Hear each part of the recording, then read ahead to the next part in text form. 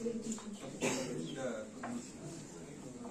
Я немножко к этому по-другому отношусь, тем более в свете того, в чем, скажем, живем. Вот это то, что я говорил вот в контексте выставки отца, вот эта антитеза, если в человеке, как сказать, присутствует антитеза тому, что делает человек друг с другом и с миром, она видит и эту вот молча смотрящую, как я вот в маленьком тексте, на нас природу, что мы с этим всем делаем. Поэтому здесь это, я бы не назвал как бы такой идеализмом, какой-то там красивостью или еще какими-то делами.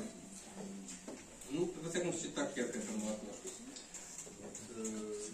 Дело же не в том, энергичный мазок или там яркие какие-то или тональности, там, темные, светлые, а определенное, ну, такое тривиальное слово, восприятие и создание какого-то мира, который вот он живет без нас, смотрит на нас. Ну вот я, собственно, как бы одно и то же и говорю. Поэтому могут вещи быть в разных сериях. Ну, я неправильный в этом смысле такой автор, я действительно делаю разные такие серии, но как я люблю ссылаться на Битлз, мне нравилось всегда Битлз, что они узнаются тем, что они пластинка от пластинки отличается, и вот со своим экспериментаторством они едины в нем.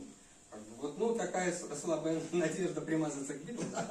Вот, но просто, во всяком случае, я их и там многие группы там, от рока там, как раз любил именно за то, что не следуется каким-то вот определенному формату, что удобно, конечно, зрителю, я понимаю. Там, вот этот такой-сякой, я сам люблю узнать автора. Ну, вот, ну, собственно, даже любого автора проходят какие-то серии, какие-то циклы. Ну, вот это просто разные серии. Да, действительно, она такая вот мироскопическая. Но в отличие от мироскопического такой красоты и ухода какого-то от действительности там, в какую-то башню, здесь скорее предъява такая, предъява человечества. Вот такой стоит, вот остров, такой вот Солярис всплывающий. Ну, это Солярис, собственно говоря. Да, то есть вот посреди нас всплывает вот такая штука, как у Тарковского, и смотрит на нас. Мы там, конечно, можем не заметить там своих, так сказать, себя, вот там где-то на этой всплывшей планете, немым упором. Ну, это литературщина, что я говорю, но я же так не размышляю, когда делаю. Конечно, там есть технические истории, когда берется для краски вместо зеленого там серое, розовое, то есть какие-то чисто технические удовольствия, как вот я на выставке отца говорил, что естественно не чужды любому художнику, интересно поделать такие вещи. Но подспудно, если какое-то такое ощущение присутствует, так скажем, щемящее, его сложно назвать романтичным.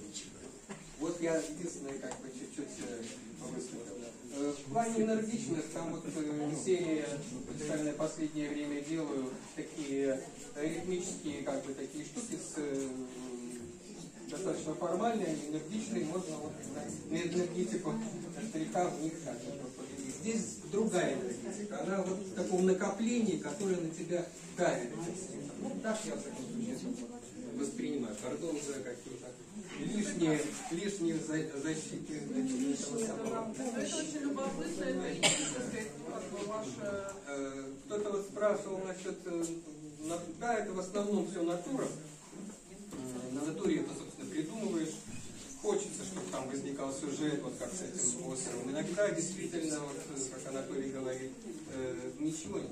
Потому что мы выходим с отцом, он рисует, и я так переключился немножко снова на акварель, потому что легче вместе выходить и что-то сочинять. Где он сел, там, собственно, я пытаюсь найти все, как тот рыбак, всю самую рыбу, которую я вижу там, да, и хочу увидеть. Поэтому возникает какое-то придумывание. Но вот этот вот сон, кстати, сделан просто дома. Вот это на выставке единственная работа, которая не пленэрная. Спасибо, Николай. Спасибо. Спасибо. Спасибо Александру. отношении, не знаю, как сказать, да, как это, как слово называется. Ну, да, протащил меня, протащил. Да, самый Среди Натальи. да. У меня так и